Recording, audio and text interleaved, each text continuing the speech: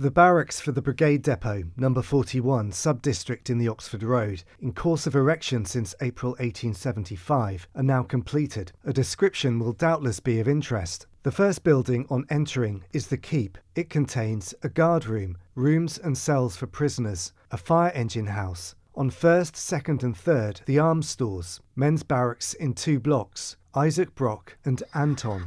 Red brick ornamented with Bath stone, white brick dressings, tailors' patent tiles. Yesterday, the 66th Regiment, 3 officers and 100 rank and file, 14 soldiers' wives, 19 children and 1 horse, left Aldershot by South Eastern Railway, received on arrival by the bands of the militia. A large number of persons assembled at the station to witness the arrival.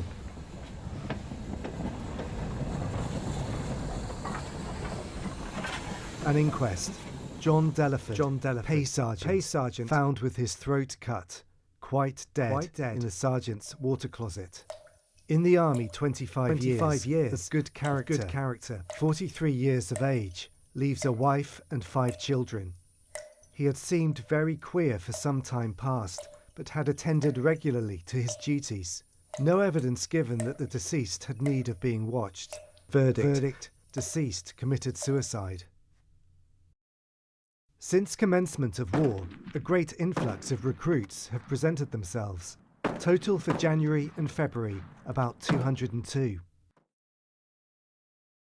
Tenders for the sweeping of chimneys for 2 years from 1st of October 1901 will be received at the undermentioned office, District Headquarter Office, 23 Carlton House Terrace, London. Boxing competition, only open to recruits. 3 hours of most enjoyable sport, witnessed by a most appreciative audience. Punctually at 7:30 p.m, first heats, the featherweights, and the ball was kept merrily rolling without cessation until 10:30 p.m. 11 in the feathers, 6 in the lights, and 4 in the middles. Hard to say in which the best boxing was shown.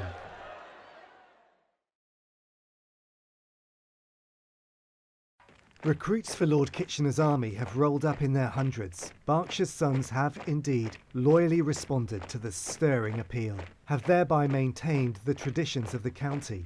Towns, villages and hamlets have sent large contingents. Some villages sent practically every available man. Motor cars beflagged with colours of the Allies conveyed several to Reading from outlying districts. Others arriving by train fell into line, marched triumphantly to the barracks, singing patriotic songs. May be considered in some sort a noble character. Recruiting meeting at Tilehurst. Captain Pearson said he was afraid some had heard extraordinary remarks, that men had been unable to get anything to eat for some time, slept in the open, put up with many inconveniences. He would like to explain that the organisation was capable of dealing normally with 300 men. At the present time, there were no fewer than 2,000. If, however, the not a surprise that there was some little disarrangement and confusion. Be patient. Everything possible was being done. The number at present too great. Fresh arrangements were going to be made to deal with this extraordinary influx. Not of climate, but of religious principle. We are asked to state that printed copies of the Roll of Honour are now available. 3 shillings 2 pence per copy. The roll includes all who fell in the war and give the casualties incurred, neatly prepared in book form.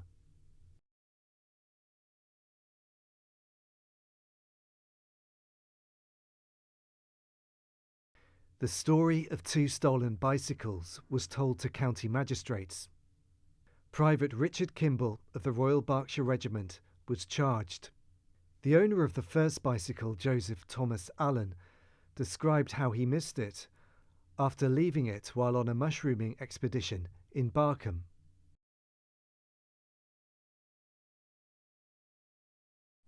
Private of Brock Barracks writes, I am in the army and draw 10 shillings a week. The young lady I go out with earns 17 shillings, 6 pence more than I do.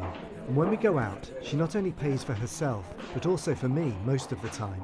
At first I kicked against it, but we soon came to an agreement, and we are not unhappy over it anymore. So much so that we are going to be married soon, and then I can draw £2 10 shillings a week.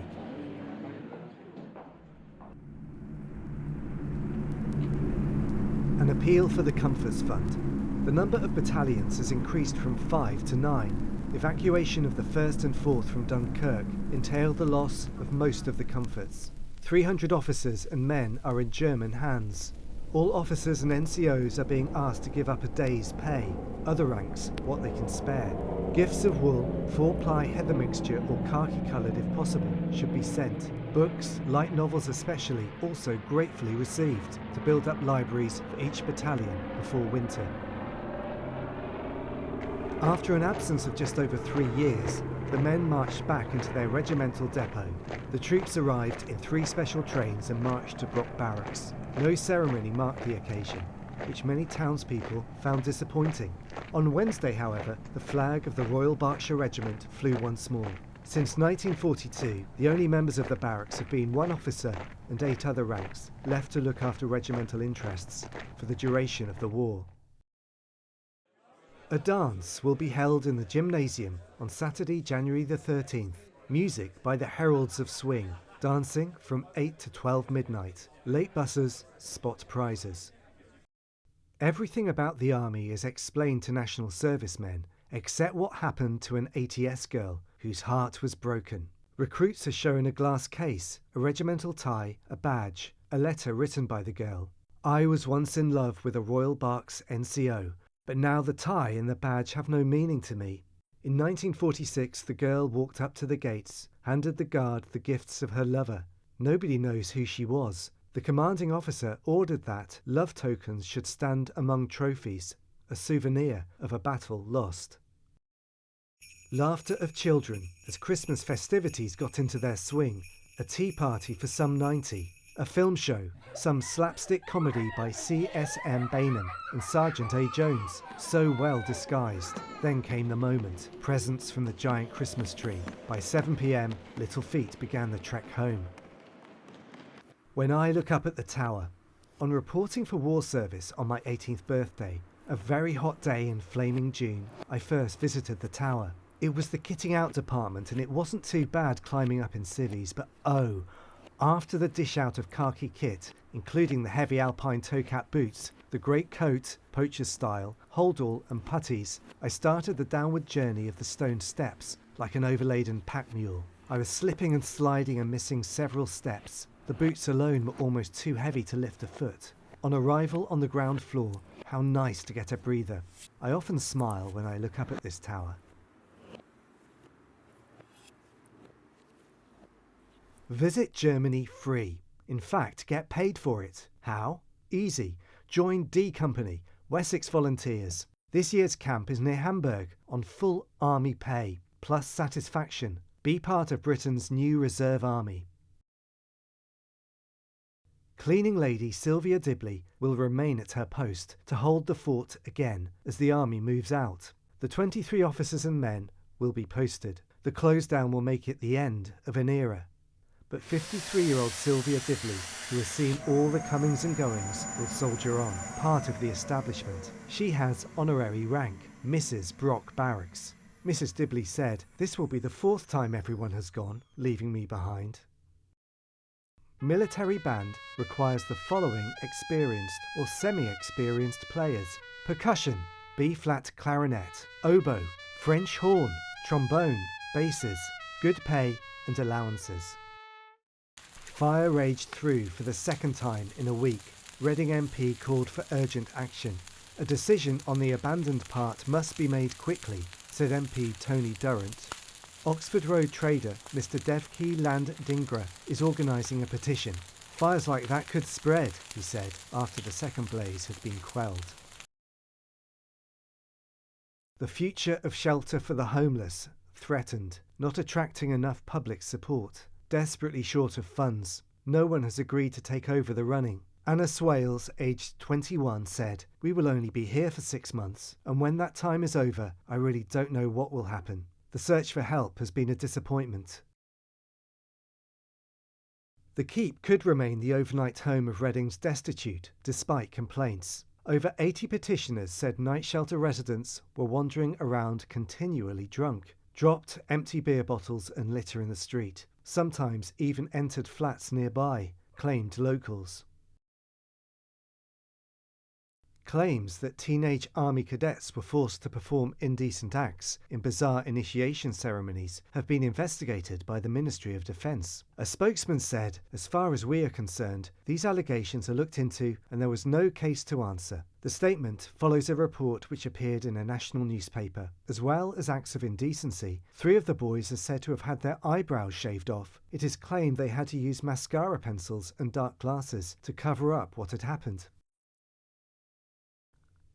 I will never forget the sight of the bugle player on top of the barracks playing his regular tune, says Arthur May, 73. I didn't live very far away. I used to go to the open days and watch them. Mr. May was 10 years old when the barracks was still used by the regiment. He says, I didn't join the Royal Berkshire, I joined the Royal Marines, but my brother Ernest joined. He ran away from home to join the army and ended up being stationed in his hometown, a grand old place. English Heritage seems determined to make sure that the rest remains intact by declaring most of its historical buildings Grade 2 listed.